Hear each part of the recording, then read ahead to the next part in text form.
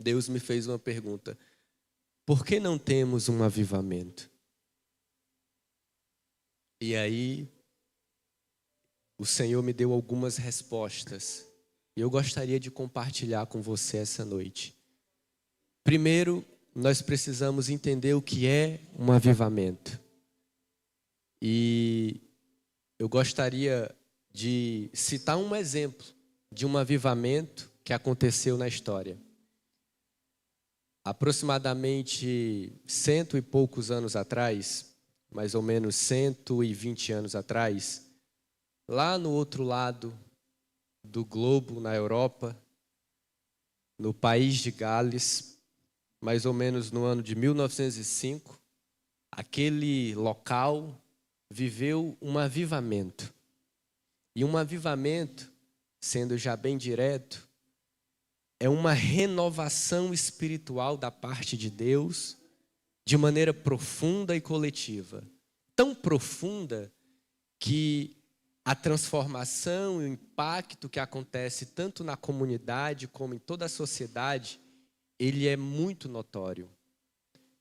Quando nós falamos de avivamento, nós estamos falando de muitas conversões, nós estamos falando de quebrantamento, nós estamos falando de vidas transformadas, de milagres acontecendo e uma busca intensa por Deus. E o país de Gales viveu esse avivamento no ano de 1905. A história registra que o país de Gales era um país que estava num processo de industrialização. E como lá é uma terra que era muito rica em carvão mineral, e o carvão mineral é um dos principais produtos para as máquinas da industrialização, ele começou a passar por um processo muito rápido de industrialização. Então, haviam muitas pessoas trabalhando nas minas, na extração de carvão. E aí, de repente, Deus visitou um desses trabalhadores, um homem chamado Evan Roberts, e despertou este homem para buscar ao Senhor em oração. E este homem começou a buscar ao Senhor. O país de Gales não é um país como o Brasil, é um país extremamente pacato, um país onde quase a totalidade da população já era cristã, só que era um cristianismo que estava enferrujado, era um cristianismo que estava engessado. Então, as pessoas faziam parte da rotina das pessoas ir a uma igreja, ir aos cultos, mas essas mesmas pessoas tinham uma vida totalmente diversa do que a palavra de Deus recomenda. Essas mesmas pessoas frequentavam as tabernas, que são o que a gente aqui conhece como bares. Essas mesmas pessoas mentiam, xingavam, falavam palavrão e viviam, eram pessoas como o ímpio secular que a gente tanto conhece, mesmo sendo cristãs. E de repente, a partir da vida de Evan Robert, que começou a orar na sua congregação, pessoas começaram a se ajuntar em oração com ele, e daqui a pouco o número de pessoas começaram a crescer, e eles não tinham um horário certo para iniciar e nem um horário para acabar. Muitas vezes as reuniões de oração e busca a Deus duravam a noite toda. E isso todos os dias, todos os dias. E de repente as conversões começaram a acontecer em massa. As pessoas começavam a entrar nesses ambientes e eles sentiam a glória da presença de Deus de uma maneira nunca vista antes. E de repente aquilo começou a se alastrar, chamou a atenção das autoridades. Jornais de Londres vieram ao país de Gales para ver o que estava acontecendo e começaram a dar cobertura àquele movimento que não tinha necessariamente placa de igreja, denominação, mas era um mover poderoso e espontâneo da parte de Deus. E esse mover não se limitava apenas a encontros onde as pessoas adoravam a Deus e ficavam em êxtase na presença de Deus, não. De repente, esse mover começou a repercutir no comportamento da sociedade. As tabernas começaram a enfrentar prejuízos financeiros porque as pessoas já não iam mais beber.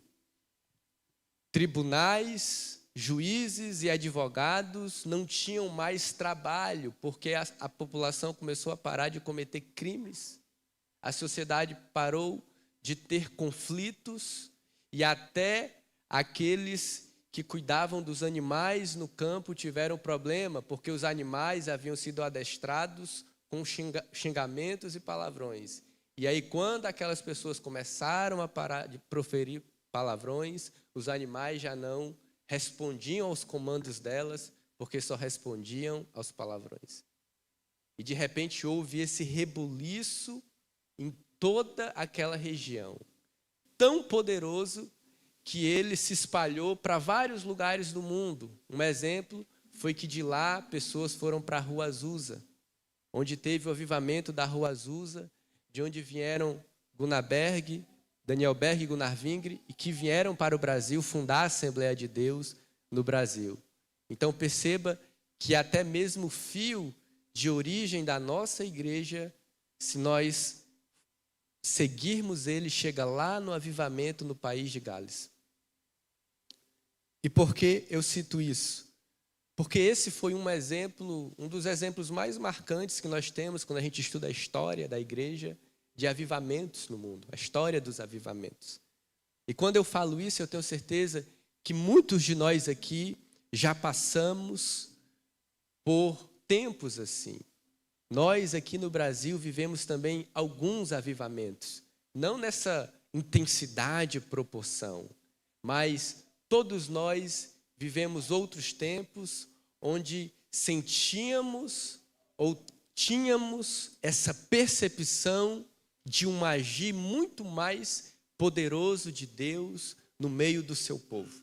Quando eu me converti, lá na minha cidade, em Feijó, estava tendo um pequeno avivamento, um pequeno mover espiritual que alcançou a mim e muitas pessoas daquela cidade.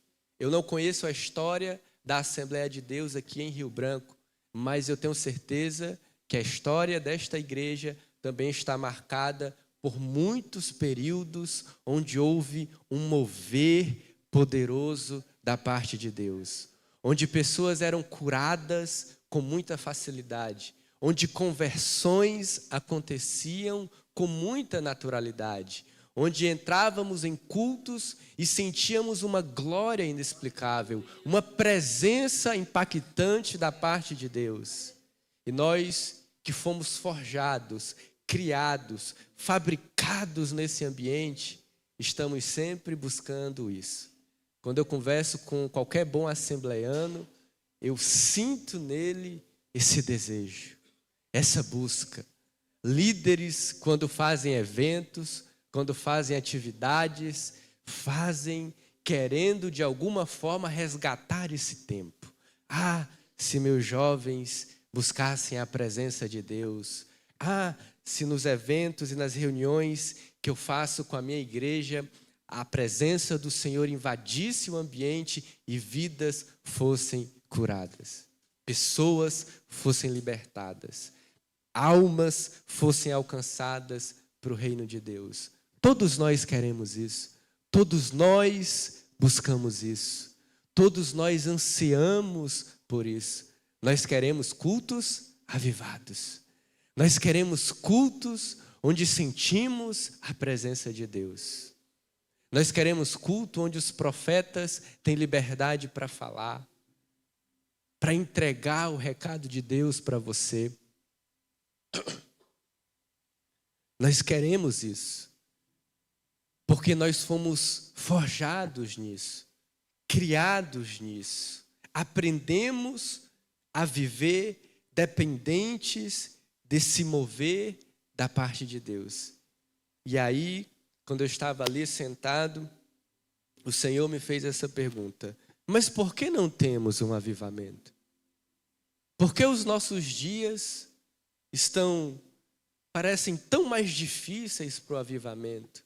Por que muitas vezes fazemos congressos, eventos, conferências, e de repente as pregações são boas, os louvores são maravilhosos, choramos na presença de Deus, mas quando fazemos os apelos, poucas pessoas vêm.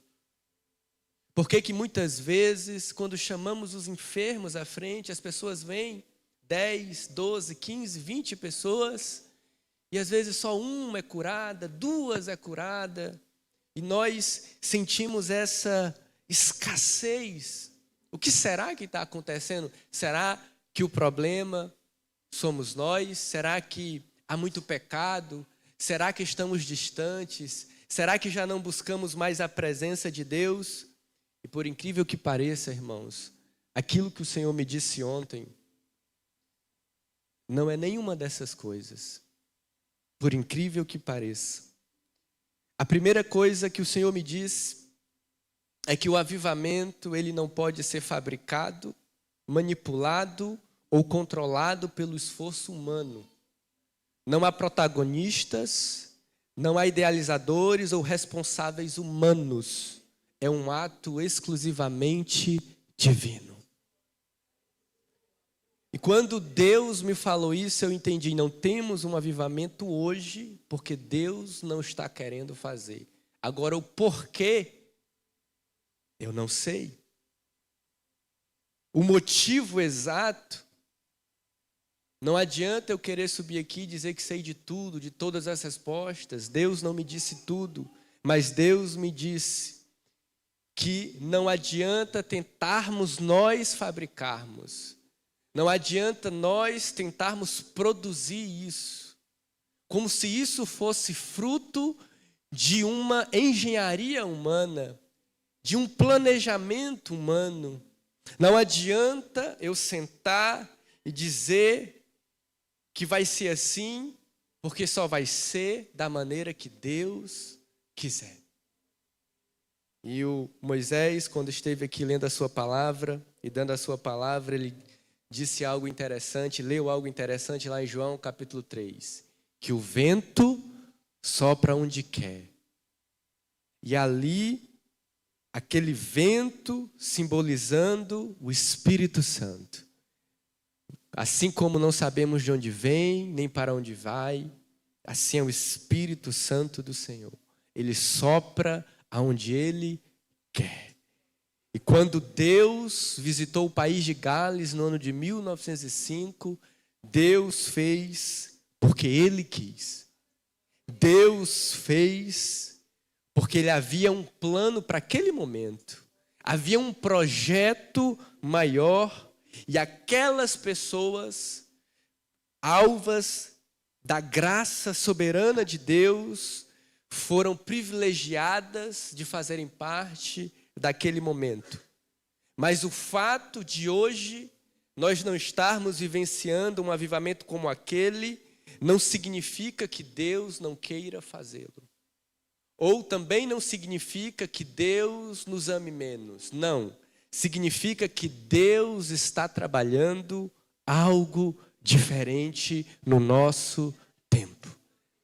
E não adianta muitas vezes nós queremos espernear, subirmos no púlpito, batermos o pé, fazer cara de fé, mandar levantar a mão, tentar forçar um avivamento, se Deus não quer.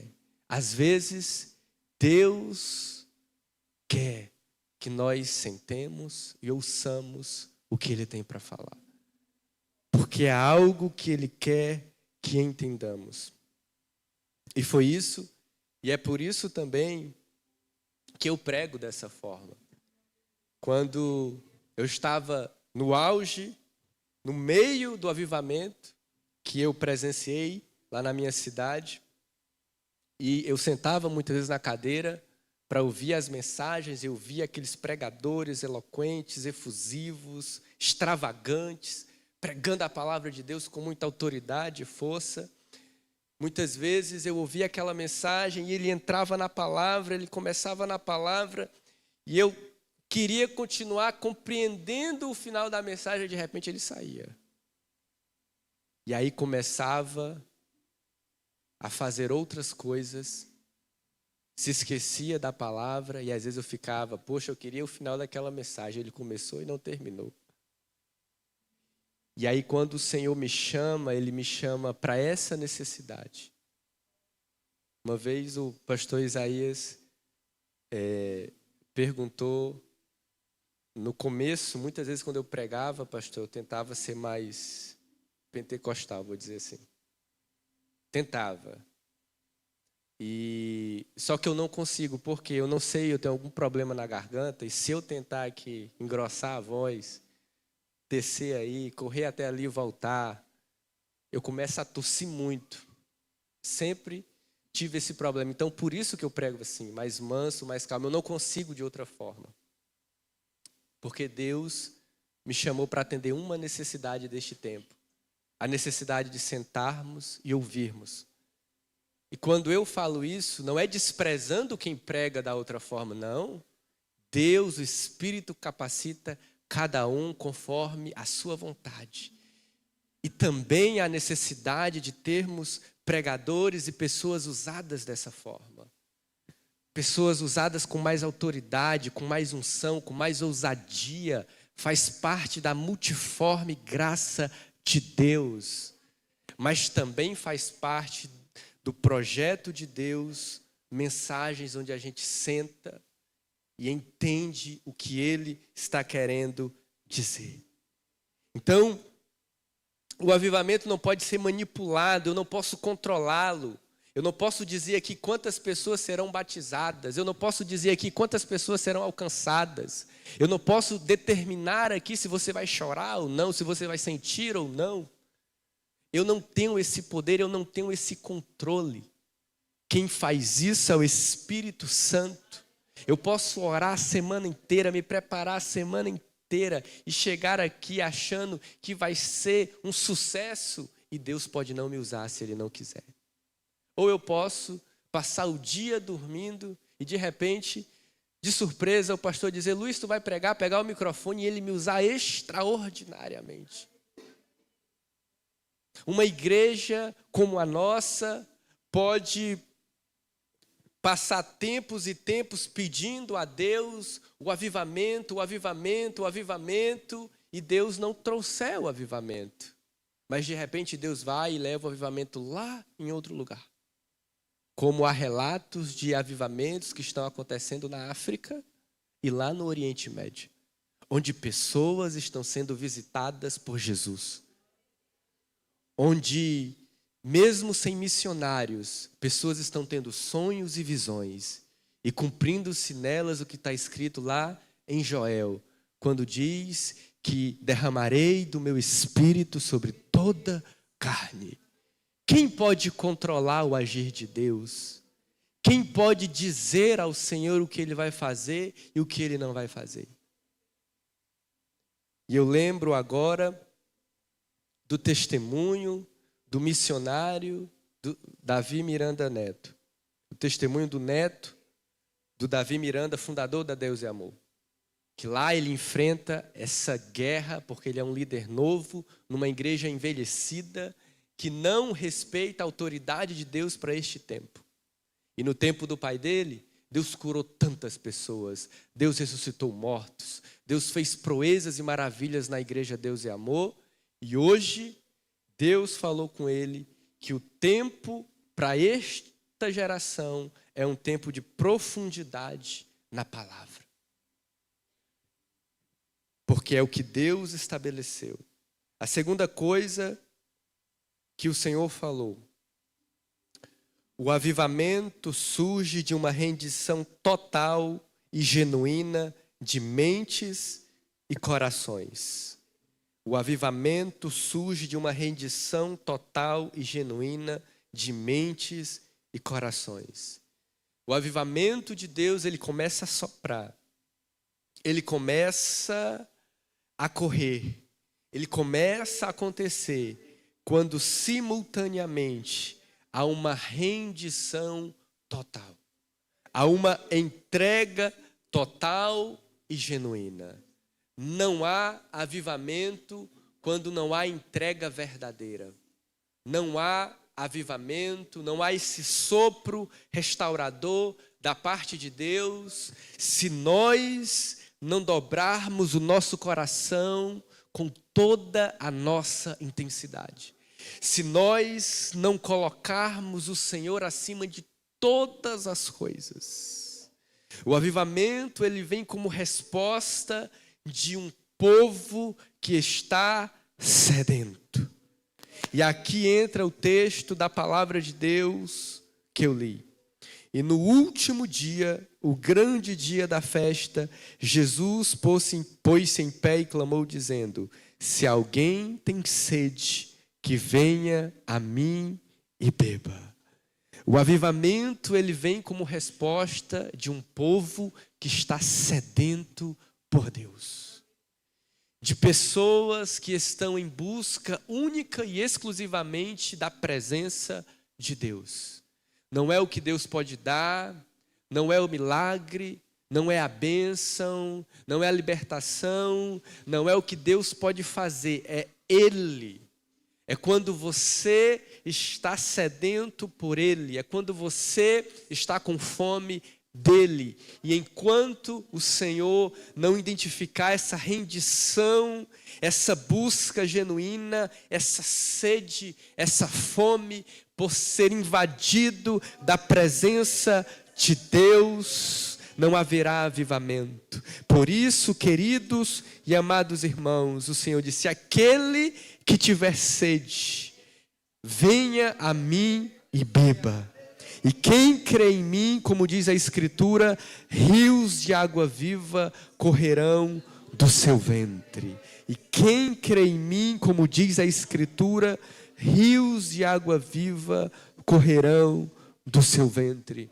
Perceba que o avivamento, ele surge como uma sede pelo Senhor, como uma sede por Ele. É aquilo que já foi dito essa noite, é quando as coisas do alto, é quando a eternidade, é quando o céu, é quando a glória de Deus se torna mais desejável, mais importante do que as coisas da terra. É quando tudo que diz respeito àquilo que é espiritual e àquilo que o Senhor tem reservado para a sua igreja, é quando nós passamos a desejar isso. É quando nós passamos a ansiar isso. É quando nós passamos a pensar nisso. É quando nós colocamos a nossa vida em prol disso. Então, o Senhor começa a mover as coisas e Ele começa a fazer com que o avivamento aconteça. E aí tudo vai acontecendo de maneira espontânea. E aí, de repente, Deus vai levantando profetas, Deus vai levantando lideranças, Deus vai capacitando, Deus vai se manifestando, Deus vai se revelando, e aquilo começa a acontecer de maneira coletiva, de forma que você percebe que não é fruto da sabedoria humana, que não é fruto da estratégia humana, que não é fruto de uma engenharia meramente humana, mas você percebe que há algo em operação, que Deus está trabalhando. Aleluia. E aí a última coisa que o Espírito Santo ministrou no meu coração ontem. O avivamento. Por que não temos um avivamento? Não temos ainda porque nós estamos sendo preparados para viver esse avivamento. E aqui eu encerro essa mensagem. Nós estamos sendo preparados para um avivamento. Nós estamos sendo trabalhados por Deus para um avivamento. E eu consigo sentir isso. E o Senhor está dizendo para esta igreja que aqueles que crerem nele, rios de água viva correrão do seu ventre.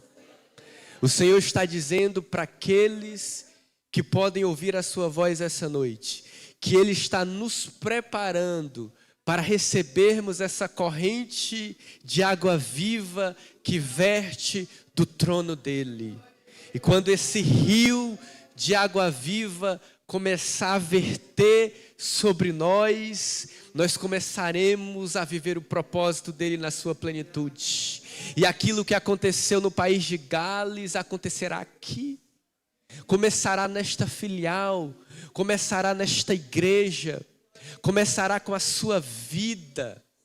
Aleluia, aleluia, Jesus. Deus trará o avivamento, Deus trará o seu mover, pessoas serão restauradas, o Espírito vai ser derramado sobre nós, assim como aconteceu lá em Atos, no capítulo de número 2, haverá um mover poderoso, haverá um mover gradativo da parte de Deus, que inundará corações, que converterá mentes, que retirará o véu da incredulidade de muitos, e pessoas sentirão essa presença, e você será tocado por essa graça. Aqueles que nunca sentiram, aqueles que sempre observaram e nunca participaram, o Senhor está dizendo que vão sentir.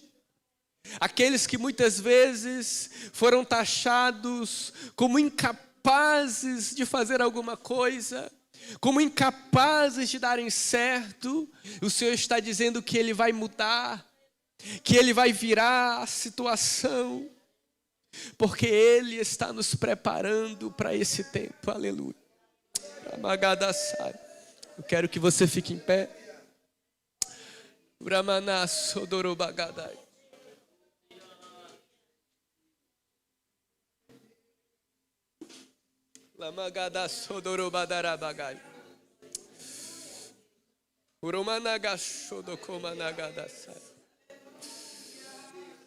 Aleluia, Jesus.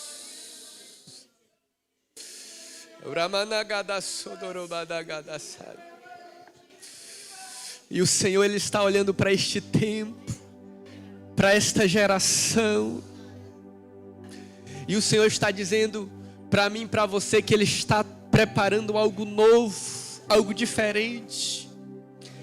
Deus manda eu dizer para algumas pessoas aqui que não é tempo de olhar para o que Ele fez no passado, porque o que Ele está trazendo para o futuro é diferente, porque Deus está nos preparando para algo inédito, porque Deus está preparando essa geração para algo novo, porque Deus está te capacitando, Deus está te munindo de ferramentas, para que você possa ser uma testemunha dEle para este tempo, e este tempo é diferente do tempo passado. Aleluia.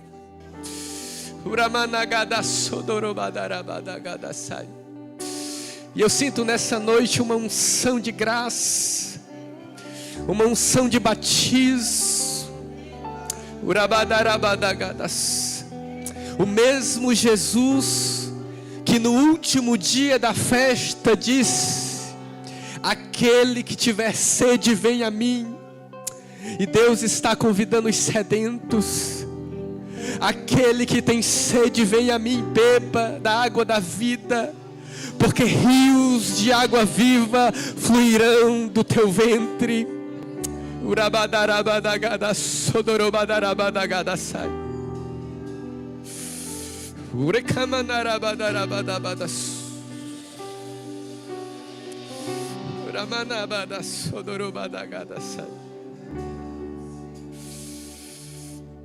A unção do Espírito Santo, a presença dEle está neste lugar.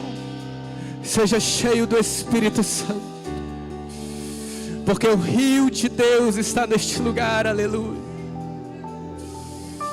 O Senhor está nos preparando, e a filial do Geraldo Fleming será palco de um tempo novo.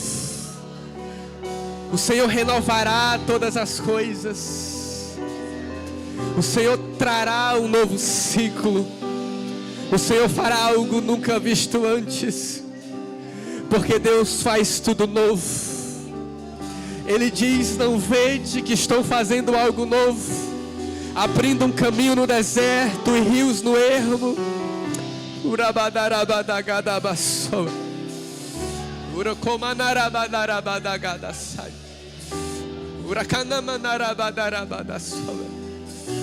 E se você crê nisso, eu convido você a adorar Ele nesse momento. Eu convido você a buscar Ele nesse momento. Eu convido você a se entregar a Ele. Eu convido você a se render a Ele. Porque você vai se lembrar desse dia, quando os ventos do Senhor soprarem, quando Ele começar a mexer as estruturas dessa cidade, quando a Assembleia de Deus em Rio Branco receber o renovo da parte de Deus, você vai se lembrar desse dia.